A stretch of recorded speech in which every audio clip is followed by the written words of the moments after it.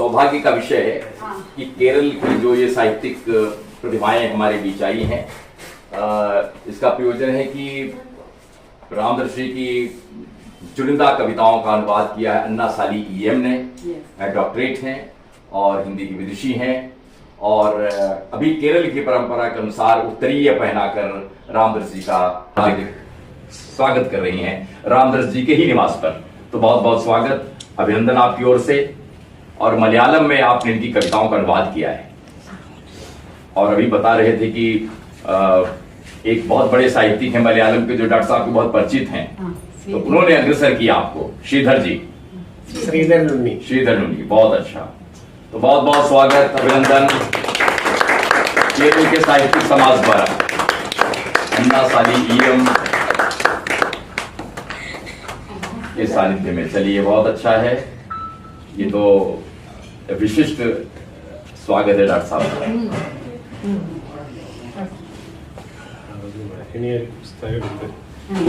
और ये पुस्तक जो है रामदर्श मिश्र की कविताओं का मलयालम अनुवाद है। ईएम और अन्ना साली ईएम दोनों लोग हैं, अनुवाद किया है अन्ना साली ईएम ने। स्मिता जी भी आ जाएं। और अन्ना साली ईएम ने इन कविताओं का अनुवाद किया है, रामदर्श की कविताओं को चुनकर इसका लोकार्पण संपन्न हो रहा है। सन्नी जी और अन्ना साली ईएम जी हमारे साथ हैं, केरल से चल के आए हैं। इनको रामदर्श जी की साहित्यिक सुगंध और कविताओं की सुषमा खींच ले आई है राजधानी में। तो बहुत स्वागत, अभिनंदन आप सबका, शुक्रिया। तो अब अच्छा हो कि एक कविता जो अनुवाद की है उसका आप पाठ भी करें और रामदर्श जी अवलोकन कर रहे हैं। चिड़िया नामक कविता, चिड़िया अच्छी कविता है। और चिड़िया का मलयालम अनुवाद चिड़िया उधर कॉलेजों में पढ़ाने के लिए भी है। बहुत अच्छा, स्वागत। कविता का नाम चिड़िया है, मलयालम में पक्षी कहते हैं। പക്ഷി എവിടെ നിന്നോ പറന്നു വന്ന പക്ഷി അങ്ങിങ്ങ് അല്പം ചുറ്റിപ്പറന്ന ശേഷം തന്റെ കൂട് തെരഞ്ഞലഞ്ഞു.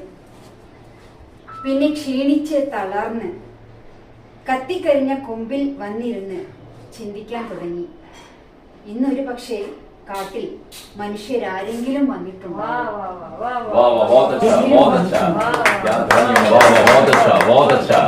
क्या ध्वनि है मलयालम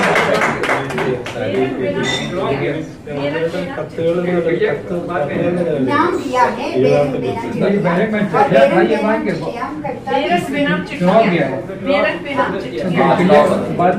नाम दिया है बेरंग बेना चिड़िया और बेरंग बेना की कविताओं का अनुवाद पहली बार। बहुत अच्छा। चिड़िया नामक कविता भी वहाँ कॉलेजों में पढ़ाने के लिए जी। मलयालम में कहते हैं कत्तुगल कहते हैं, लेटेस्ट कत्तुगल कहते हैं मलयालम में। കത്തുകൾ, എഴുത്തുപെട്ടിയിൽ കിടക്കുന്ന കത്തുകൾ, അനേകം സുഖ ദുഃഖങ്ങൾ നിറഞ്ഞ കത്തുകൾ, അന്യോന്യം സംസാരിക്കാതെ ഒറ്റയ്ക്കൊറ്റയ്ക്ക് തന്റെ ലക്ഷ്യത്തിലെത്താനുള്ള പെടാപ്പാടി, ഒന്നു ചേരാനാവാതെ, കൂടെയുള്ളവരോടൊന്നും ചിരിക്കാതെ, കരയാതെ, നമ്മളും എഴുത്തുപെട്ടിയിൽ വീണ കത്തുകളായി. बहुत अच्छा। रामदर्श जी की कविता पढ़ते हुए आपको क्या महसूस हुआ? इसको अगर हिंदी में 2-4 शब्द में कहना हो तो बताइए।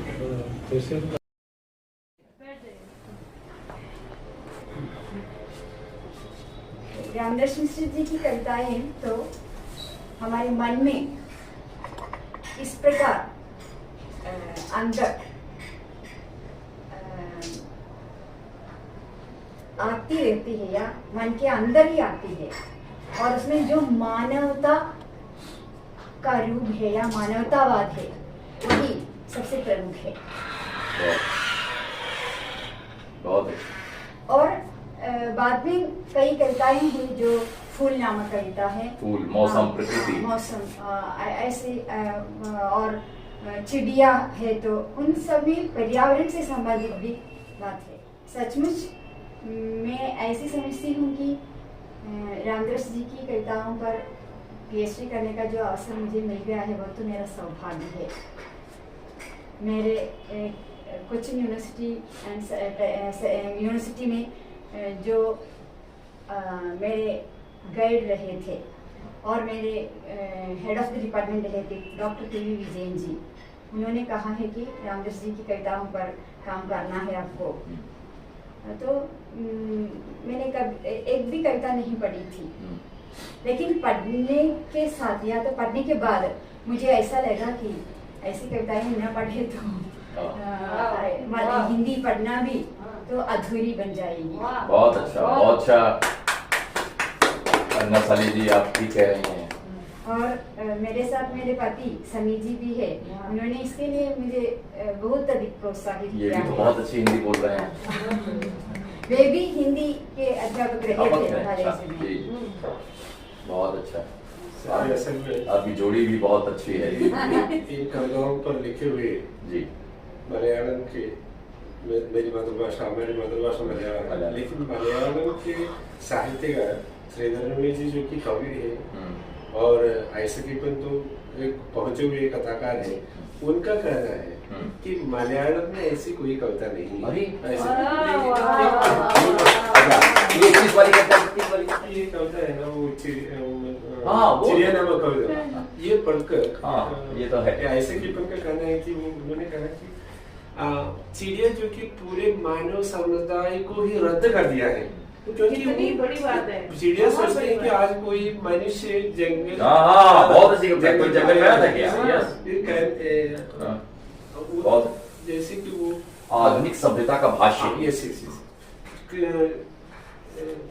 कम पंक्तियों में, कम पंक्तियों में ऐसे नए बड़े भाव को वो भर देने का वो कार्य तो वो कम नहीं होता। और चिट्ठियां नामक लेटर बॉक्स में पड़ी हुई जो चिट्ठियां, वो भी अभी जो आपने कहा है कि वो भी आधुनिक सभ्यता का जो रूप है, बिल्कुल उसको कम शब्दों में लेटर बॉक्स व्यक्त करने के वो चिट्ठियों का जो अपना आत्मकथ्य है वो बड़ा मारक है आज के दौर में। बहुत सही कह रहे हैं। और उसी प्रकार मेष नामक एक कविता मेष, ये पूरी कविता मैंने भी पढ़ी है और इसलिए मेरे ये सब इसमें अनुदित किया गया है मैं से। और इसका केरल में लोकार्पण है 28 को लोकार्पण है। अच्छा। तंगोड़े में भी आ जाएगी, ये श्रीधर सर भी आएंगे। अच्छा। तो बड़ा फंक्शन होता वाह। है। इससे पहले गुरुवर के सामने आना है, उनके पैरों को छूना है।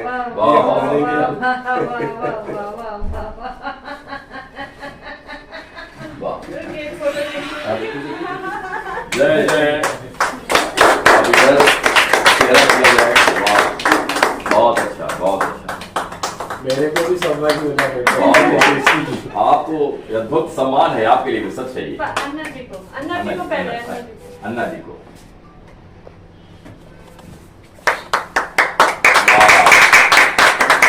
अब दोनों लोग पत्नी ऐसे सुशोभित खड़े हो जाए तो ये और अच्छा दृश्य है। बहुत अच्छा। क्या आप रही ना? नहीं हाँ, हाँ। बहुत बहुत अच्छा, वाह। इतना बड़ा सौभाग्य केरल के किसी व्यक्ति को नहीं मिलेगा सर। इतना बड़ा सौभाग्य केरल के किसी भी व्यक्ति को नहीं मिल जाएगा। आप जाओ मिलेगा ही। ओम जी आप दीजिए दोनों। इसमें डॉक्टर साहब की ओर से ये इसका भी एक इतिहास से बताइए। माता जी के जाने से पहले माँ पिताजी के विवाहित 75वीं सालगिरह थी, तब माँ थी हमारे साथ में, तो हमने एक स्मृति चिन्ह बनवाया था, तो वो स्मृति चिन्ह है। वो आप दीजिए। बहुत अभिनंदन, बहुत अभिनंदन। भाई जी, भैया आप हमारे भाई हैं। हाँ, हमारे भाई। पिताजी के सब आप ही देखते हैं। आप भैया आइए आइए आ जाओ भैया। क्या? हाँ बेटी को हाँ, अब जाओ बेटा।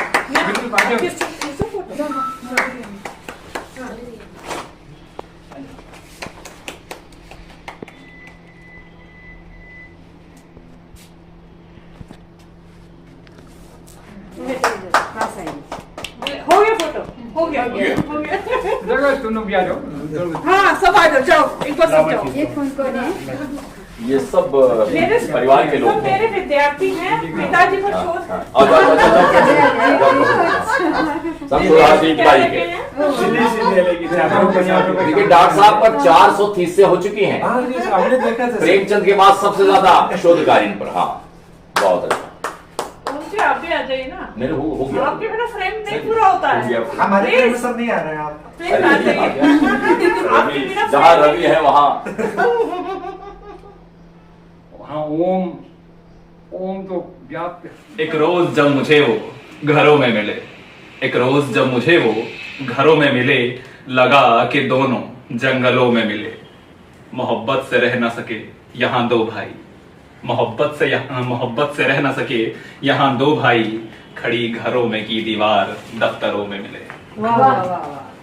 न त्योहार न मेला न ब्याह के अवसर, न त्योहार न मेला न ब्याह के अवसर, जब भी मिले दोनों अवसरों में मिले। वाह वाह वाह वाह। एक यादों का पुलिंदा जो छोड़ आए थे, एक यादों का पुलिंदा जो छोड़ आए थे, फिर लौटे तो खंडहरों में मिले। वाह वाह वाह। आज देखा उन्हें एक साथ था मैंने लेकिन, आज देखा उन्हें एक साथ था मैंने लेकिन, दोनों लिपटे हुए बेबस पत्थरों में मिले। वाह वाह वाह वाह, बहुत अच्छा, बहुत सुंदर, बहुत सुंदर। हाँ 4 लाइन और कुछ सुना दो। फिर पापा से सुनाएंगे, फिर पापा सुनाएंगे। ये बयार पछुआ जाने कैसी चली है, ये बयार पछुआ जाने कैसी चली है, मची दिल में देखो अजब खलबली है। ये बयार पछुआ जाने कैसी चली है, मची दिल में देखो अजब खलबली है कोई चाहता फिर जमी 3 पग, है कोई चाहता फिर जमी 3 पग, नहीं दिखता यहाँ कौन राजा बली है। वाह वाह, बहुत सुंदर, बहुत सुंदर, बहुत सुंदर। पिताजी आप सुना दीजिए, आप वो कविता सुनाइए जिनका अनुवाद चिड़िया चिड़िया कविता है ना, आपने चिड़िया सुनाई थी, उस चिट्ठियां 2 कविताएं आपने अन्ना जी ने यहाँ सुनाई, अब आप उसे हिंदी में सुना दीजिए। बाजार में सजा प्लास्टिक के फूलों का उद्यान, क्या गजब की रंगत है, जैसे बिना मौसम बहार आ गई हो। न मिट्टी गोड़ने की समस्या, न खाद न पानी, न चिड़ियों से रखवाली, न मौसम का इंतजार, एक ही भाव से हमेशा दहकते रहते हैं ये फूल। मैं देर तक इन्हें देखता रहा, फिर आंखों में उतर गए चुभते हुए से अपने आंगन के खिलते मुरझाते फूल। घर पहुंचते ही उन्हें उखाड़ फेंका और दहकते हुए बाजार को सजा दिया, और दहकते हुए बाजार को सजा दिया। घर के पूरे अंतराल में दिन बीते, महीने बीते, मौसम बीते, सारा घर एक रस इन रंगों में डूबा रहा। हवाओं ने कहा हमें गंध चाहिए, मैं चुप रहा। मधुमक्खियों ने कहा हमें रस चाहिए, मैं चुप रहा। तितलियों ने कहा हमें कोमल स्पर्श चाहिए, मैं चुप रहा। माँ ने कहा मुझे पूजा के लिए फूल चाहिए, मैं चुप रहा। पत्नी ने कहा मुझे वेणी के लिए फूल चाहिए, मैं चुप रहा। लेकिन जब बच्चे ने कहा बापू मुझे फूल चाहिए फूलों की पहचान के लिए, तो मैं चुप न रह सका। हृदय हाहाकार कर उठा, हाय मैंने क्या कर दिया कि बच्चे फूलों की पहचान से वंचित हो गए। मैंने प्लास्टिक के सारे फूल तोड़ डाले और फावड़ा लेकर अपने आंगन की मिट्टी से जूझने लगा। मिट्टी मुस्कुराई, हवा खिलखिलाई, जल कल कल कल कल गाने लगा, और सब मिलकर बोले स्वागत है मित्र तुम्हारा अपने ही घर में, स्वागत है मित्र तुम्हारा अपने ही घर में। हाय तुम हमारे साथ हुए बिना ही फूल पाने चले थे, देखो तो कितने समय कितने मौसम गुजर गए उदास उदास तुम्हें कुछ दिए बिना। ये नवीन का शब्द है। बहुत अच्छी, बहुत अच्छे से, बहुत अच्छा से। एक यथा सामने एक पंछी, ये तो है लिखा था वहाँ हैदराबाद में, लिखा था पंछी बोल रहा था। बहुत दिनों बाद आज उस घर में आया जिसके कमरों की खिड़कियां दोनों खुली थी और दूर दूर तक खड़े थे छोटे बड़े पेड़। आज बहुत दिनों बाद खुली खिड़की के पास सोया। बादल बरसते रहे, उनका झरझर संगीत पेड़ों से छन छन कर इस खिड़की से आता रहा, उस खिड़की से निकल जाता रहा, मुझे भिगोता हुआ। एक पंछी जिसका नाम नहीं जानता रात भर विचित्र बड़े स्वर में बोलता रहा, रह रहकर। न जाने उस स्वर में क्या था, मिलन का उल्लास था कि वियोग का दर्द था, कि मौसम का स्वागत था, कि भीगने की अनुभूत थी। यह स्वर मेरी चेतना में तिरता रहा रात भर।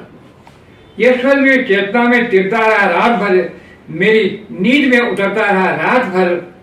फिर दिन को भी वही स्वर, मैं उसे नहीं जानता, हरियाली में डूबे उस पंछी को भी देखा नहीं। लेकिन क्यों लगता है कि यह मेरा बहुत अपना है, लेकिन क्यों लगता है कि यह मेरा बहुत अपना है। उसने छेड़ दिया है मेरे भीतर के आदिम राग को, उसने छेड़ दिया है मेरे भीतर के आदिम राग को, और मैं लगातार बज रहा हूँ सुख में दुख में। लगता है वो मैं ही हूँ, न जाने कब से रंगीन पत्थरों की भीड़ में खो गया था।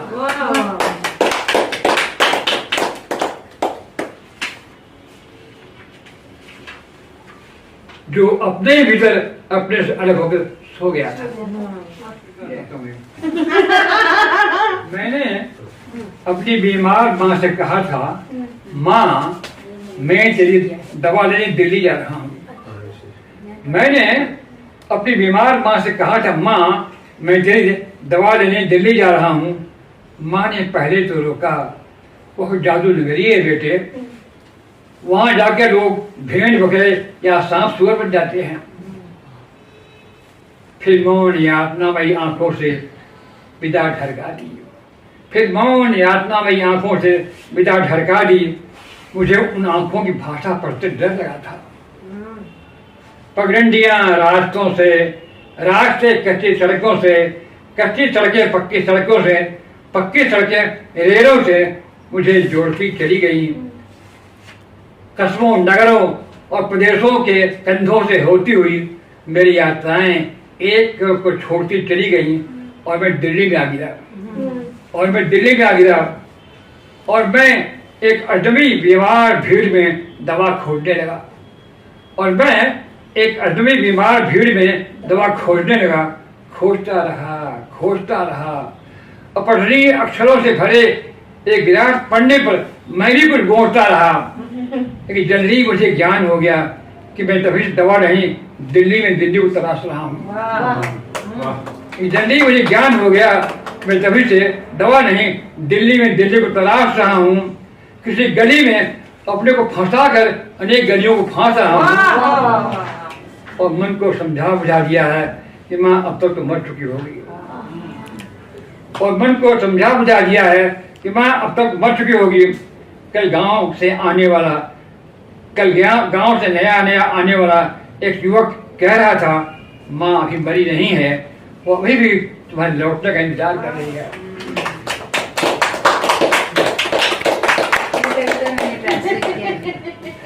माँ अभी मर रही है। ये कविता भी मैंने इसमें ट्रांसलेट किया। ये कविता भी है इसमें। ये कविता भी है इसमें। उनके सामने मैं अकेला बैठा था प्रभु के सामने और बातें कर रहा था सुख दुख की। लेकिन मूर्ति जड़ बनी रही। ऊब कर मंदिर से बाहर निकला तो देखा चारों ओर पुष्पित खेत खिलखिला रहे थे।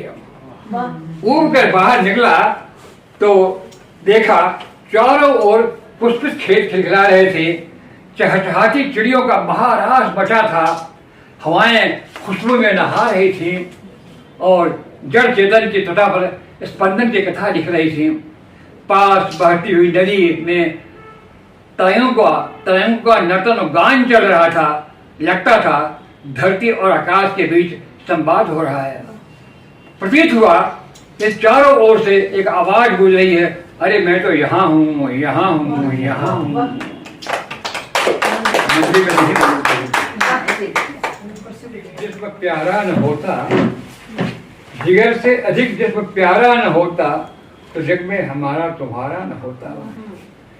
जिगर से अगर जिसमें प्यारा न होता, तो जग में हमारा तुम्हारा न होता। खुदा तूने दी होती रहमत सभी को, तो कोई मुसीबत का मारा न होता। खुदा तूने दी होती रहमत सभी को, तो कोई मुसीबत का मारा न होता। शिदा बन गया होता मैं ओ दिशा हूँ, सफर है तुमने पुकारा न होता। मेरा हाल है कि सफर ने जब पुकारा नहीं है तो मैं तो जड़ बड़ा बैठा था। शिदा बन गया होता मैं ओ शिदाओ, सफर है तुमने पुकारा न होता। बड़ी से बड़ी मिल गई होती मंजिल, अगर राही तू खुद से हारा न होता। बड़ी से बड़ी मिल गई होती मंजिल, अगर राही तू खुद से हारा न होता। गया होता गिर व्यक्ति अंधे कुएं में, गया होता गिर व्यक्ति अंधे कुएं में, दिलों को दिलों का सहारा न होता। दिलों को दिलों का सहारा न होता। न कोसों निशा को अगर वह न होती, तो सुंदर सुबह का नजारा न होता। न कोसों निशा को अगर वह न होती, तो सुंदर सुबह का नजारा न होता। अगर दर्द दुनिया का बनता न मेरा गीत इतना आवारा न होता। अगर दर्द दुनिया का बनता मेरा गीत इतना आवारा न होता। जिगर से अधिक प्यारा न होता, तो जग में हमारा तुम्हारा न होता। बहुत दूर करिए ना।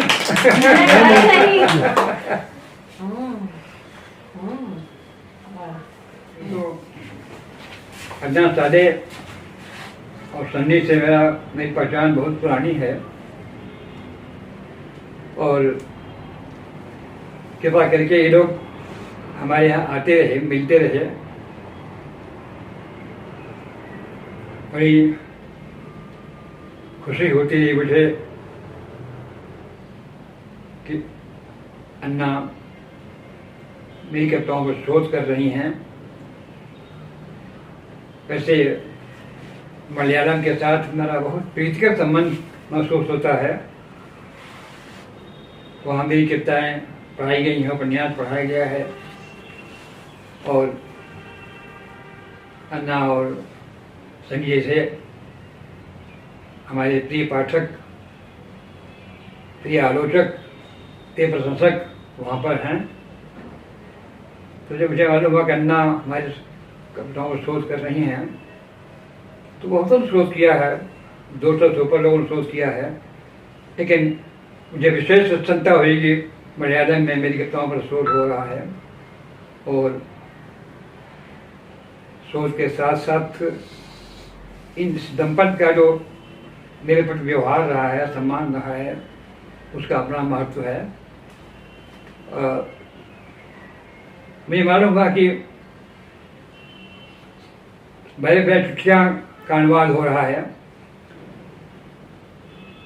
हालांकि यह अच्छा लगा कि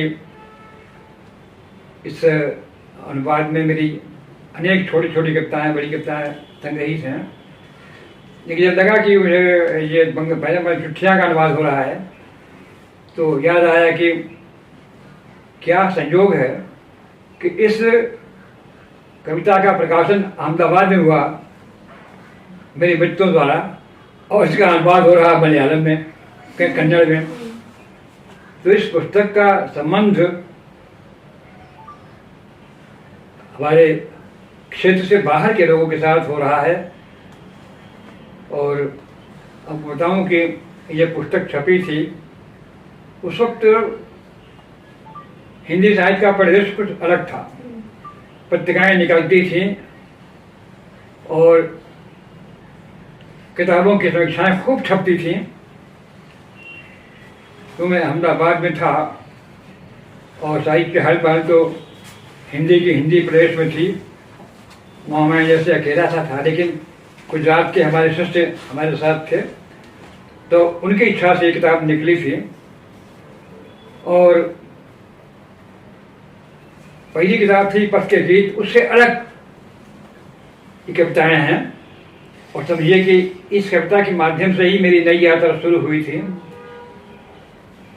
इस किताब की इतनी प्रशंसा हुई कि बच्चन जी की चिट्ठी मिली मुझे शमशेर कि इस किताब की एक कापी भेज दीजिए मुझे बीपी से। मुझे बड़ी खुशी हुई, बच्चन जी ये किताब मांग रहे हैं। तो मैंने उनको किताब भेजी और कहा कि मेरा सौभाग्य है कि आप मेरी किताब मांग रहे हैं। और ये किताब जब भेजे नामवर के यहाँ, तो उन्होंने बड़ा लंबा पत्र लिखा।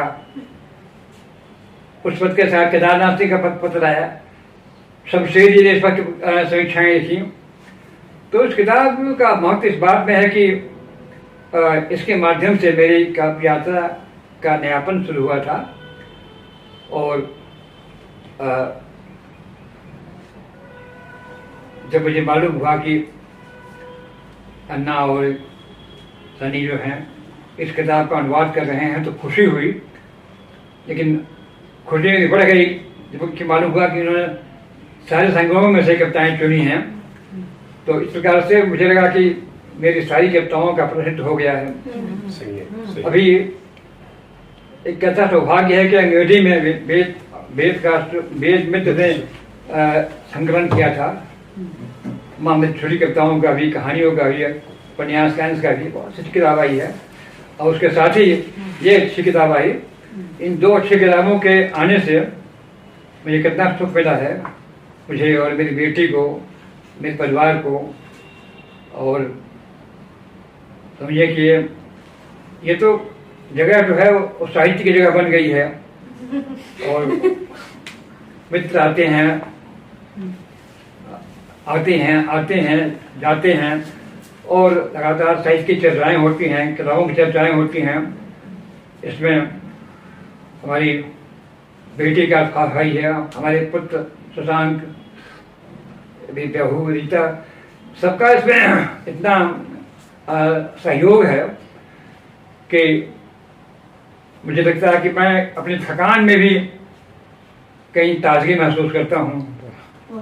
थकान है, पाँव में थकान है, पैर में थकान है, लेकिन यह इस घर का प्यार, साहित्य का प्यार, आने जाने वालों का प्यार, बेटी का प्यार मुझे उबाले रहता है, मुझे ताजगी भरता रहता है। तो मित्रों, मैं